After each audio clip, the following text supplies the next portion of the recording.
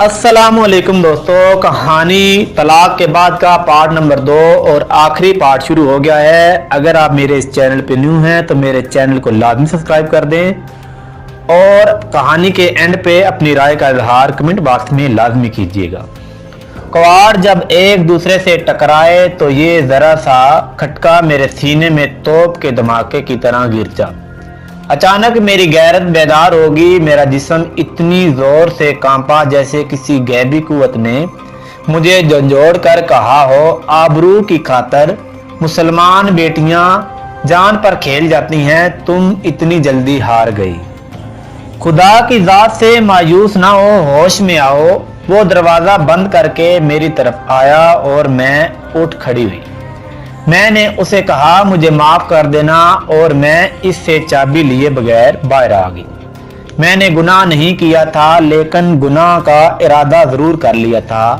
अब यही इरादा मुझे सांपों की तरह डस रहा था। गली में आई तो ऐसे घबराहट होने लगी जैसे दीवारें मुझ पर लानत भेज रही हों, जैसे पास से गुजरने वाले लोग मुझे नफरत से घूर रहे हों। मैं कोई ऐसी पनाह ढूंढने लगी जो मुझे गुनाह के इस एहसास से निजात दिला दे। मुझे अपनी हमराह सहेली याद आ गई। मैं बहुत तेज चलते हुए उसके घर पहुंची। मेरी सहेली मेरे दुख से वाकिफ थी। उसने जब मेरी तलाक के मुतल्लक बात शुरू की तो मैंने उससे कहा, आज मेरे आंसू अपने सुहाग के गम में नहीं हैं, किसी और वजह से बह रहे हैं। उसने पूछा तो मैं जरा ना झुकी और उसे सारी बात बता दी।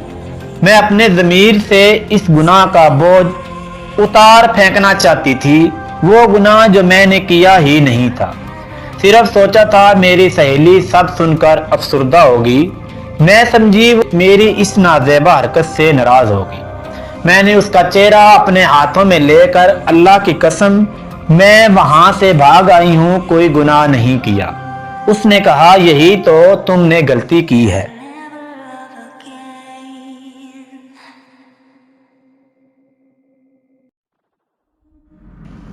कि तुमने गुनाह नहीं किया, अब गुनाह करने की सजा भुगतो, तलाक लेकर माँ बाप के घर आ बैठो।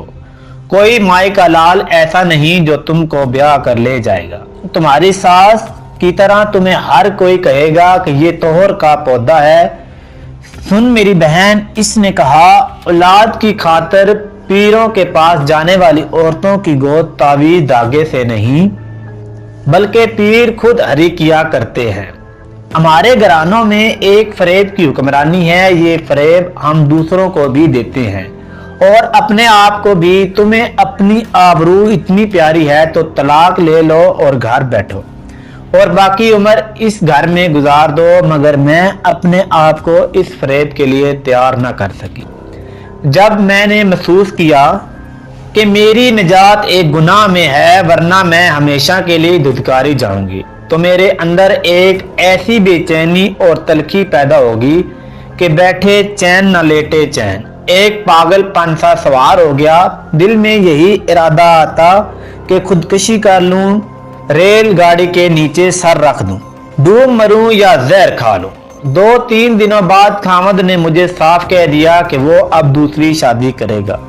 मैंने उसकी मिन्नत समाजित की, मोहब्बत के वास्ते दिए। फिर मैंने अपने आप को यहां तक गिरा लिया कि उसके पांव पर सर रख दिया।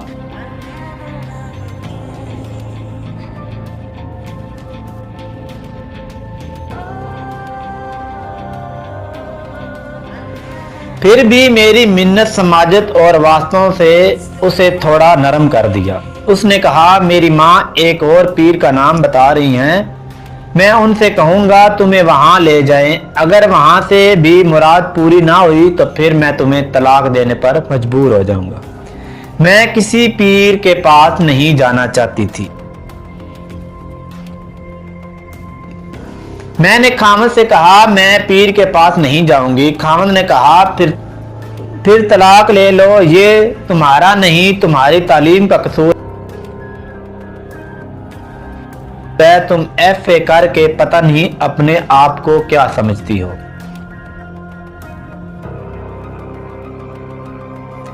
असल में तुम पीरों और बुजुर्गों की तौहीन की सजा पा रही हो।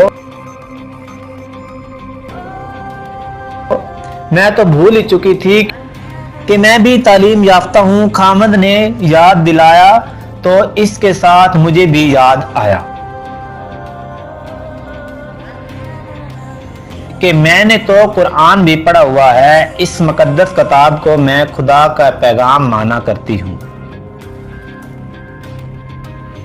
कुरान का ज़हन में आते ही जैसे मेरी आंखों के सामने एक रोशनी चमकी, मुझे अकल ने राह दिखाई। मैंने खामद से फौरन कहा कि मैं इस पीर के पास जाऊंगी। 2-3 दिनों बाद मैं अपनी साथ के साथ रेलगाड़ी से उस स्टेशन पर उतरी जिसके करीब इस पीर का आस्थाना था।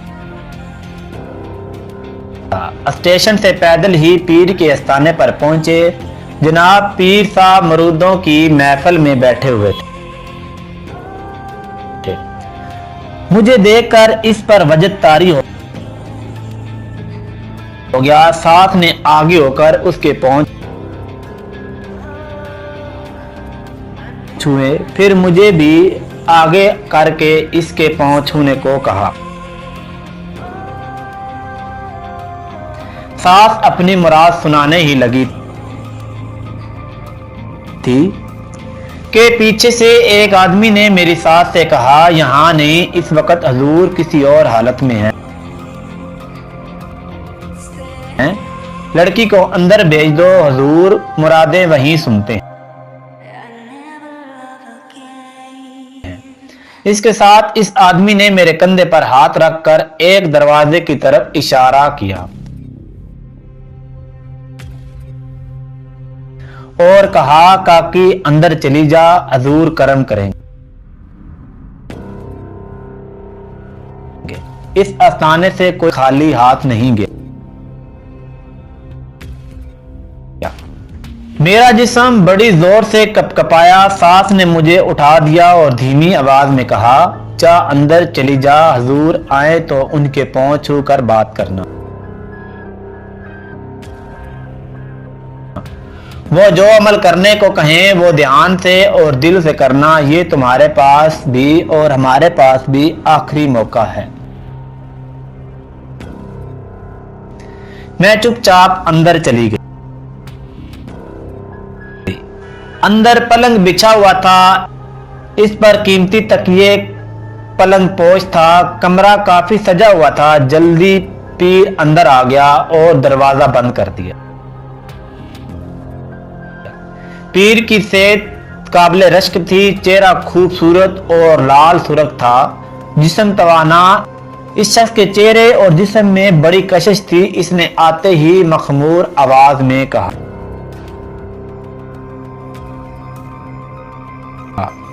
बच्चा नहीं होता, और खुद ही जवाब दे दिया, हो जाएगा। इसने मुझे पलंग पर लेट जाने को कहा। मैंने खड़े खड़े जवाब दिया, मुझे तवीज चाहिए, मैं यहाँ लेटने के लिए नहीं आई। वो हंस पड़ा। अगर शैतान मेरे सामने हंसे तो कसम खा कर कहूंगी कि शैतान इस पीर की तरह ही हंसता है।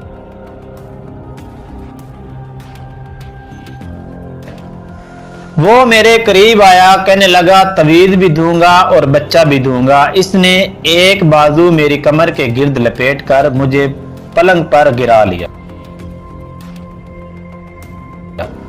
वो एक खूबसूरत दहसा था। उसे देखकर मैं समझ गई जाहिल औरतें क्यों इसकी मुरीदने हैं। वो मुझे भी इन्हीं औरतों में से समझ रहा था। उसके मुंह से सख्त बदबू आ रही थी। मुझे नहीं मालूम ये शराब की बू थी या चरस की। मुझे पलंग पर गिराकर वो पलंग पर चढ़ आया। मैं उछलकर पलंग से उठी और उससे 3-4 कदम दूर हट आई। उसने प्यार से मुझे अपने पास बुलाया। उसने कहा, मैं तुझे ऐसा तावीज दूंगा, फिर मालूम नहीं वो तावीज की कौन सी करामत बयान करने लगा। मैंने उसे बोलने ना दिया और गुस्से से कहा, मैं थूकती हूं तेरी सूरत और तेरे तावीजों पर।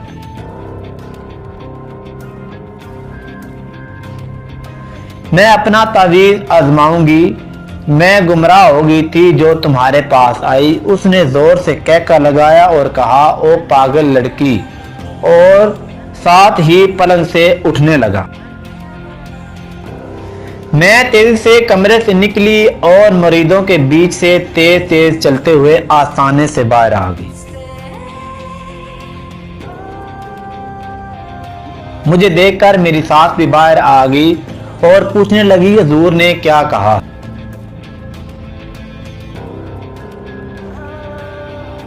मैंने उसे कोई जवाब नहीं दिया। मेरे होंठ सिल गए, जुबान में बोलने की ताकत ना रही। मैं शायद खुद भी ना रही थी जो इस गुनाह खाने में दाखिल होने से पहले थी।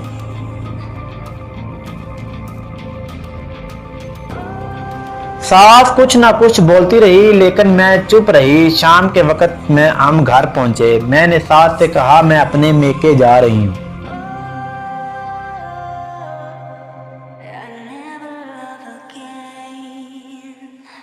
और मैं अपनी अम्मी के घर आ गई। मेरी माँ मुझे देखकर परेशान होगी। मैंने उसे तसल्ली दी कि अल्लाह करम करेगा, जो होगा इंशाअल्लाह बेहतर होगा।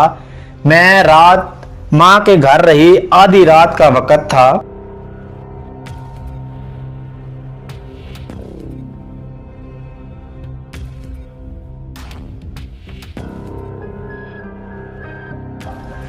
मैं इस वक्त तक सो नहीं सकी थी। दिमाग में अजीब अजीब ख्याल आ रहे थे। मैं सोच रही थी कि घरों के अंदर औरतों के साथ कैसी कैसी धांधलियां होती हैं जिनसे मजबूर होकर औरतें अपनी निजात के रास्ते खुद ढूंढने लगती हैं। उनकी दर पर्दा हरकतें एक ऐसा भेद है जो इनके अलावा सिर्फ खुदा ही जानता है।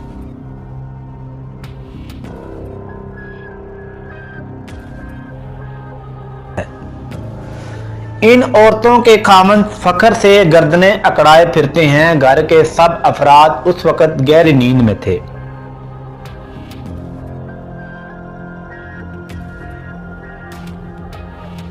मैंने वजू किया और अलमारी से कुरान मजीद निकाला और छत पर चली गई।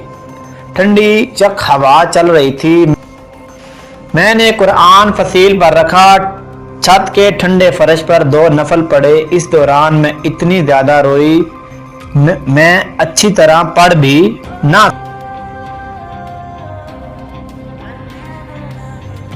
सकी। नफल पढ़कर मैं कुरान हाथ में लेकर खड़ी होगी। अल्लाह मुझे माफ करे। मैं खुदा से मुखातब होकर बोली, अगर तेरी जात का वजूद है, अगर तेरी किताब बरहक है तो मुझे अपना आप दिखा, मुझे अपनी किताब का करिश्मा दिखा, वरना मैं इस किताब को लफ्जों का पलंदा समझूंगी और सारी उम्र तेरा नाम नहीं लूंगी।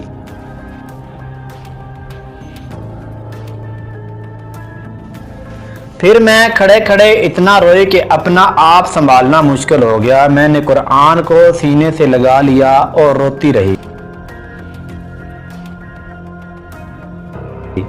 मुझे नहीं मालूम मैं कितनी देर रोती रही। कब नीचे आकर सोई। जब अम्मी ने जगाया तो सूरज निकल आया था। उठी तो ऐसे लगा मेरे अंदर कोई ताकत आ गई। दिल को अजीब सा सुकून हो गया। ऐसे महसूस हो रहा था जैसे मेरा दिमाग रोशन हो गया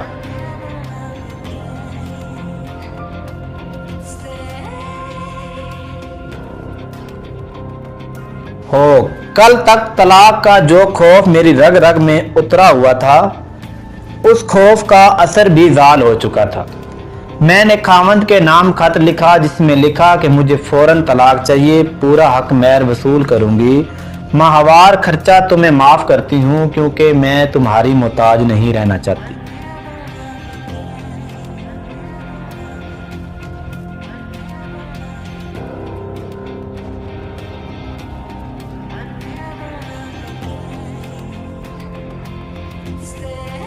अब तुम्हारे घर नहीं आऊंगी। मेरी जो चीजें तुम्हारे घर हैं भेज दो तो अच्छा है, वरना अपनी दूसरी बीवी को दे देना।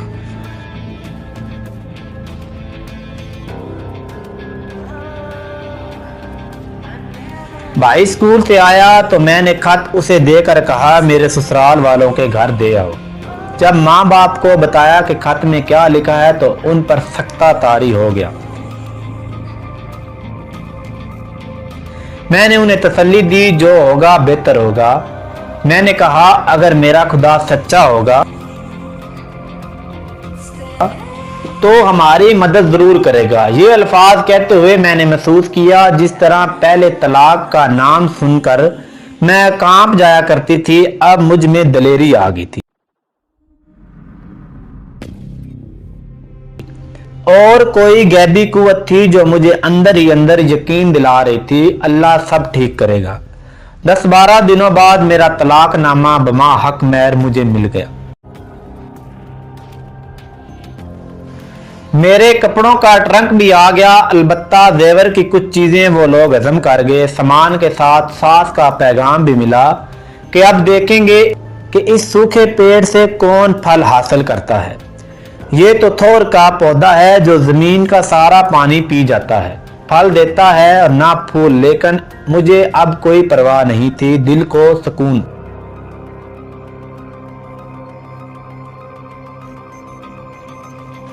पाँच 6 महीने गुजरे। हमारा वही पड़ोसी जिसके साथ मैं भटक चली थी, उसकी बीवी के साथ झगड़ा इतना ज्यादा बढ़ गया कि उसने बीवी को तलाक दे दी। फिर वही पड़ोसी मेरी निजात का सबब बन गया। मैं एक दिन घर की छत पर गई तो वो भी अपनी छत पर मौजूद था। इस दिन के बाद मैं उसे आज देख रही थी। उसे देखते ही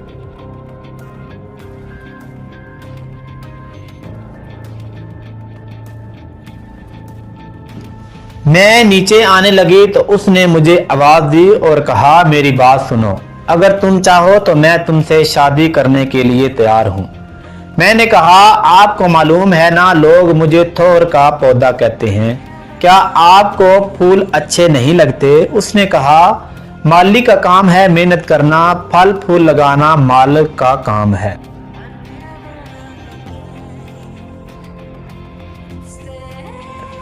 मैंने कहा जाओ मौज करो। उसने कहा अकेले अकेले क्या खाक मौज होगी।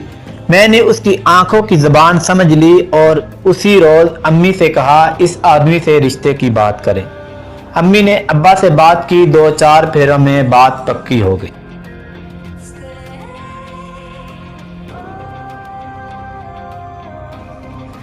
नहायत खामोशी और सादगी से हमारा निकाह पढ़ा दिया गया। मेरी माँ को अभी तक डर था कि अब क्या होगा, अगर बच्चा ना हुआ तो कहीं फिर बेटी घर ना आ जाए, लेकिन खुदा ने अपने नाम और कलाम को सच कर दिखाया। शादी के दूसरे महीने मैंने माँ की परेशानी धो डाली और उन्हें खुशखबरी बताई।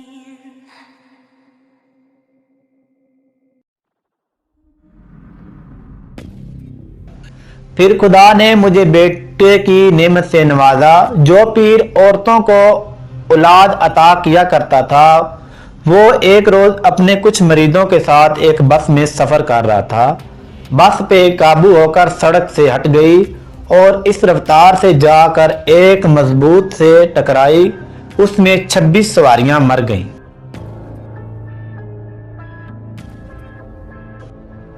जिनमें ये पीर और उसके मुरीद भी थे। लोग बताते हैं कि टक्कर इतनी शदीद थी कि बस का इंजन अंदर तक बस में धंस गया। पटहारियों को ये पुराना हादसा जरूर याद होगा। बैतों को तो सुराग भी मिल गया होगा कि वो पीर कौन था। मेरे पहले खामद ने दूसरी और फिर तीसरी शादी की, लेकिन आज तक बेऔलाद है। अल्लाह ने मुझे 3 बेटे दिए। मेरा सबसे छोटा बेटा इस वक्त 14 साल का है। तो दोस्तों कहानी यहाँ पे ख़त्म होती है। आपको कहानी कैसी लगी अपनी राय का इज़हार ज़रूर कीजिएगा।